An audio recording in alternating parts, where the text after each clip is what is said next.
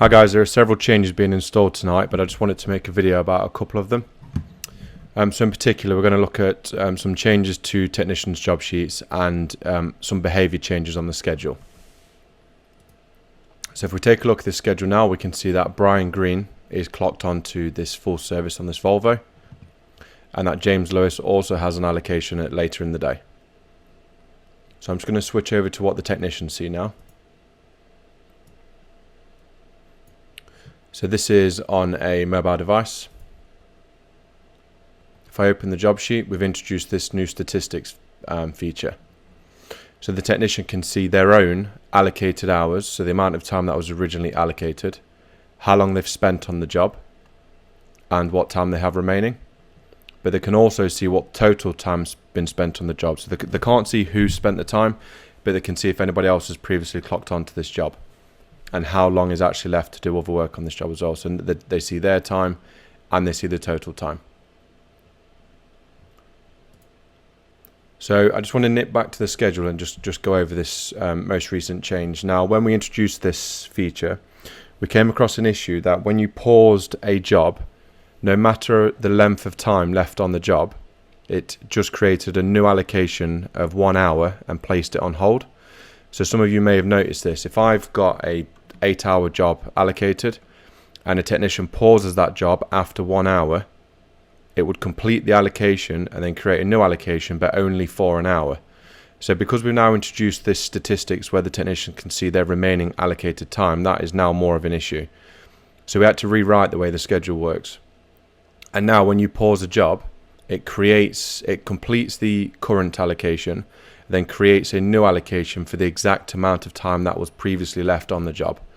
So I'm just going to simulate, I'm just going to move this allocation back slightly, so we've only got half an hour left on this job.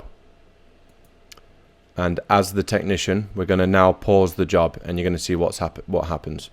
So if I pause the job, you can see this job's been placed on pause.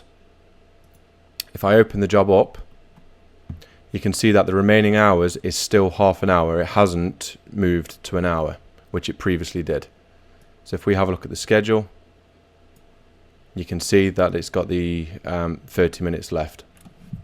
Now, when we made this change, we found another issue. So previously, if a technician completed a paused allocation, then the paused allocation would in turn turn purple, and you would end up with allocations stacking on top of each other. This was the most common scenario in which you would have multiple allocations appearing as a stack, because a technician would pause the job, it would create an hour's allocation, and then if they completed the job appeared to be completed in front of the red line, which is obviously impossible. So again, we've changed the way this works. So if we now complete a paused job,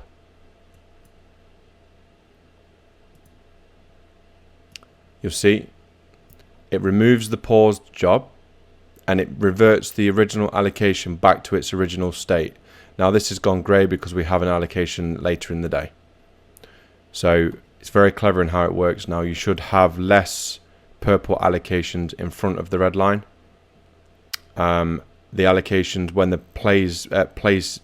allocations are placed on pause, they will split accurately now and create a new allocation for the actual correct amount of remaining time.